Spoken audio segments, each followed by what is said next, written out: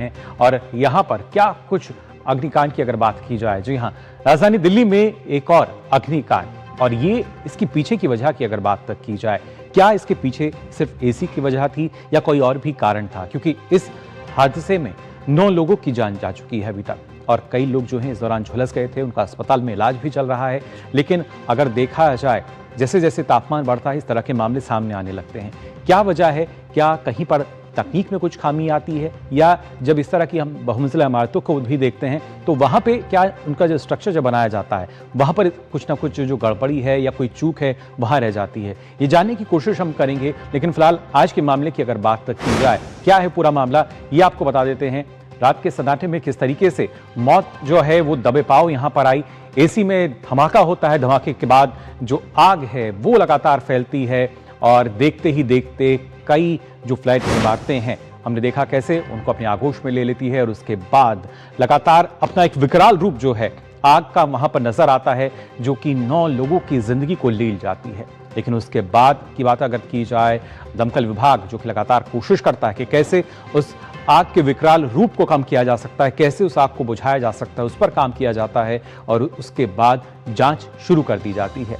ये पूरा मामला है आज सुबह जिस तरीके से अगर इसकी खबर जो है पहले जाती है दमकल विभाग के पास, कैसे ये पूरा मामला सामने आया, आइए विस्तार से आपको बताएंगे कैसे आखिरकार इस आग से दिल्ली जो है वो दहलती नजर आई है। क्योंकि खासतौर से अगर बात की जाए, क्योंकि एसी ब्लास्ट का जब ये पूरा मामला हम देखते हैं, 4 मंजिला इमारत थी जिसमें ये आग लगी और ये अक्सर हम देखते हैं कैसे आग लगातार ऊपर की तरफ और ज़्यादा फैलती नजर आती है। विवेक विहार का ये पूरा मामला जहां पर एसी में पहले धमाका होता है और उसके बाद वहां से लगातार आग जो है वो विकराल रूप लेती हुई नजर आती है और उसी के चलते हमने देखा किस तरीके से 9 लोगों की जान भी गई।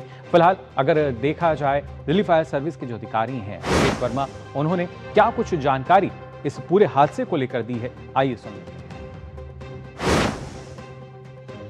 टोटल 9 कैजुअलिटीज हमें यहाँ पे 15 लोगों को यहाँ से बचाया गया था और उसमें से एक केवल जो है उनको 30% बर्न इंजरीज हुई हैं और वो अभी जीटीबी में लास्ट जानकारी के अनुसार जीटीबी हॉस्पिटल में एडमिट। बॉडीज को थोड़ा सा पहचान पाना थोड़ा मुश्किल है, तो बच्चे, लेडीज, जेंट्स सारे ही थे। नहीं, आग के कारणों का अभी अंदाजा नहीं लगा सकते, ये जांच का विषय है, पुलिस इसकी जांच करेगी। तो आग के कारणों का फिलहाल अंदाजा नहीं लगाया जा सकता, जांच जो है वो लगातार चल रही है। लेकिन इस बीच जो एक मामला निकलकर सामने आता है वो है एसी में ब्लास्ट का।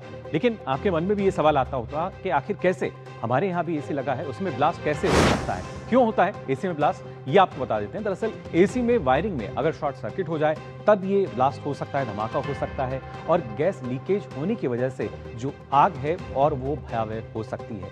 या अधिकतर हम देखते हैं ओवर हीटिंग, यानी लगातार आपका एसी अगर चल रहा है तो वो आग पकड़ सकता है, ओवर हीटिंग उसमें हो जाती है उसके सिस्टम में। और साथ ही साथ एक जो वजह है वो एक लापरवाही के तौर पर भी देखी जाती है, यानी अगर इंस्टॉलेशन सही से नहीं हुई है तब भी दुर्घटना की जो संभावना है वो बनी रहती है। लेकिन अधिकतर मामलों में ओवर हीटिंग जो है वो देखा जाता है, धूल जमने की वजह से जो ओवर हीटिंग है वो बढ़ जाती है, या पुराना या ख़राब जो एसी है उसका लगातार उपयोग जब किया जाता है, या कई ऐसे इलाके होते हैं, कई क्षेत्रों में हम देखते हैं जो जब ज़्यादा मांग निकलती नज़र आती है तो वोल्टेज फ्लक्चुएशन शुरू हो जाता है और ऐसे में भी कहीं ना कहीं खतरा बढ़ता हुआ नज़र आता है और मेंटेनेंस अगर हम सही समय पर ना करें तब ये खतरा बढ़ सकता है। तो ये तो बात हुई कि आखिर क्यों इस तरह की जो खबरें हैं वो सामने आती हैं, इसी में धमाका क्यों हो सकता है। लेकिन इस दौरान अगर देखा जाए हमें क्या कुछ सावधानी रखनी चाहिए, ये बेहद ज़रूरी है। अगर हम सावधान रहेंगे तो काफ़ी हद तक इस तरह के मामले कम हो सकते हैं। तो नियमित रूप से एसी की जो सर्विस है वो आप कराइए, यानी जो मेंटेनेंस है वो आप अगर उसकी बेहतर रखेंगे तो शायद कुछ कमी हो सकती है। वहीं सही वायरिंग और इसकी अर्थिंग की अगर बात की जाए वो आपको इसका ध्यान रखना होगा कि वो पूरी तरीके से सही हो। इसके अलावा ओवरलोड सॉकेट का उपयोग ना करें।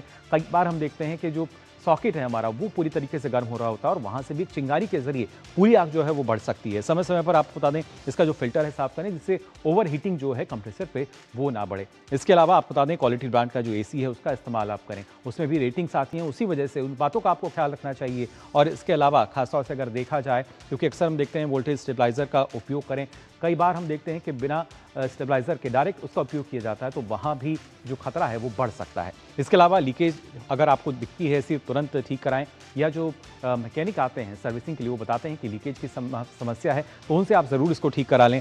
लंबे समय तक आप बता दें जो एसी है वो ना चलाएं। ना सिर्फ इस तरह के बड़े जो दुर्घटना हैं वो हो सकती हैं, बल्कि वो पर्यावरण के लिए भी सही नहीं है। गर्मी बढ़ने पर आपको बता दें ज़्यादा सावधानी आपको बरतने की ज़रूरत है। आप उसको एक निश्चित समय के लिए चलाइए, फिर आप उसको बंद कर सकते हैं। और वहीं आउटडोर यूनिट की अगर बात की जाए तो कोशिश ये करें कि वो या तो किसी शेड के नीचे रहे या वहाँ पर हवा कम से कम आती रहे। तो ये कुछ ऐसे बिंदु हैं, खास सावधानी जो आपको अपनानी चाहिए, जिसके चलते इस तरह का जो खतरा है वो काफ़ी हद तक कम हो सकता है। और इसके साथ ही कुछ और भी महत्वपूर्ण बातें हैं जिनको आपको नज़रअंदाज नहीं करना है। वो क्या कुछ खास बातें हैं? वो बातें हैं, एक तो सॉकेट या जो स्विच है उसका गर्म होना। अगर आपको लग रहा है वो लगातार गर्म हो रहा है तो इस पर आपको ध्यान देना होगा, उसको बदलने की आवश्यकता है या किस तरीके से। और अक्सर हम देखते हैं कि जलने जैसी जो गंध है वो अगर आ रही है तब भी आपको इसका ख्याल रखना होगा। बार बार एमसीबी का ट्रिप होना ये भी एक संकेत होता है और आपको इन तमाम बातों का ख्याल रखना चाहिए। लाइट का झपकना या वोल्टेज का गिरना, फ्लक्चुएशन जो है उसकी वजह से भी हम देखते हैं। और तारों से चिंगारी निकलना, यानी वहाँ भी ओवर हीटिंग जो है अगर हो रही है तो उसका संकेत आपको मिल सकता है।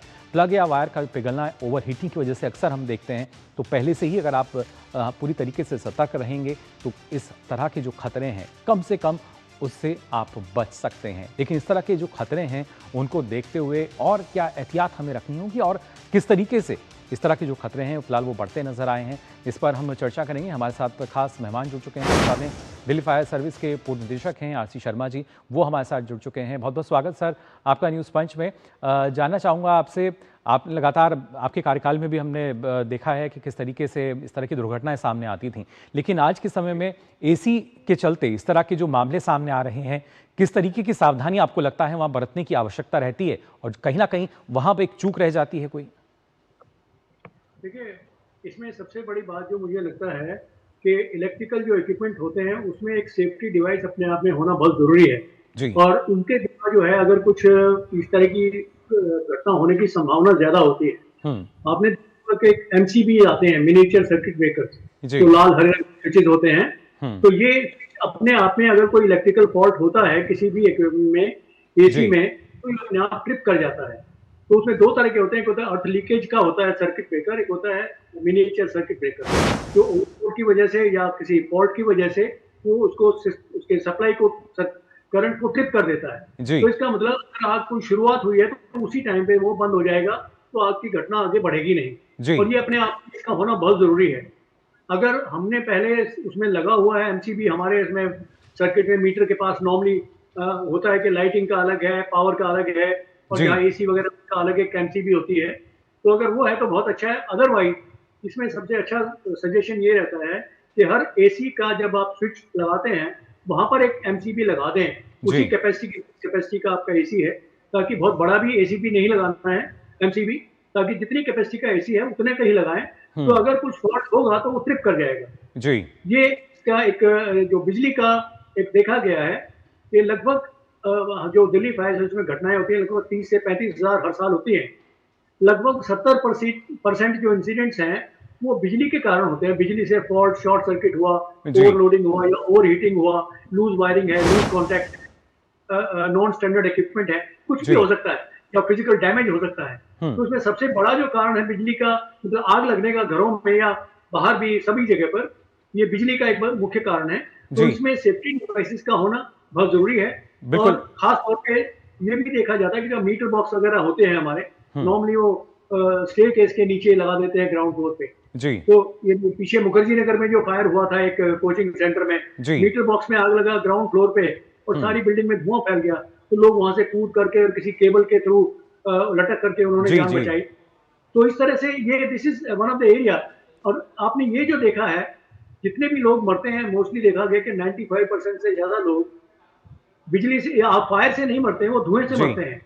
तो बिल्कुल, दम घुटने की वजह से जो मौत है वो हो जाती है। लेकिन शर्मा जी, जब इस तरह का स्ट्रक्चर खड़ा किया जाता है, निर्माण किया जाता है इस तरह की बिल्डिंग का, बहुमंजिला इमारत में अगर हम देखते हैं तो वहां भी किस तरह की सावधानी बरतना जरूरी है, क्योंकि कभी कभी वहां भी बड़ी लापरवाही और चूक जो है नजर आती है। देखिए, ये तो यही हो गया बिजली का। अगर हम मीटर वगैरह, क्योंकि यहाँ जिस आग लगने की जिस चीज से ज्यादा संभावना है उसको या तो हम अलग कर दें, सेग्रीगेट कर दें, ताकि वो हमारे बिल्डिंग के अंदर कोई प्रॉब्लम ना कर पाए। तो ये जीने में खास तौर पर मीटर वगैरह लगाना, इसका अगर ठीक से इसका उपाय कर लिया जाए ताकि इसको सेग्रीगेट कर दें, आग लगे तो उसका धुआं जो है जीने में ना जाए, तो ये अपने आप में बहुत बड़ी वो सुविधा होगी। दूसरा, इसमें जो प्रेजेंट जो इंसिडेंट हुआ है, इसमें जो अधिकारी हैं मैंने उनसे भी बात की थी, तो इसमें लगता है कि 400 गज का फ्लैट था, इसमें 8 फ्लैट थे, 4 फ्लैट फ्रंट साइड में, 4 बैक साइड में। जी बिल्कुल। और इसमें सेकंड फ्लोर से फायर जो है शुरू हुई है। पहली मंजिल में कोई कुछ नहीं, बिल्कुल एकदम क्लियर है, कुछ नहीं हुआ। पर सेकंड फ्लोर के पॉसिबली किचन में आग लगी है या किसी दूसरे में आग, ये तो अभी एग्जैक्टली नहीं हो पाया है। चलिए, बिल्कुल जांच जो है लगातार की जा रही है, लेकिन उम्मीद यही है इस तरह के मामले किस तरीके से कम हो सकते हैं उस पर हमें ध्यान देना होगा, सावधानी बरतनी होगी। फिलहाल आपका बहुत बहुत शुक्रिया हमारे साथ जुड़ने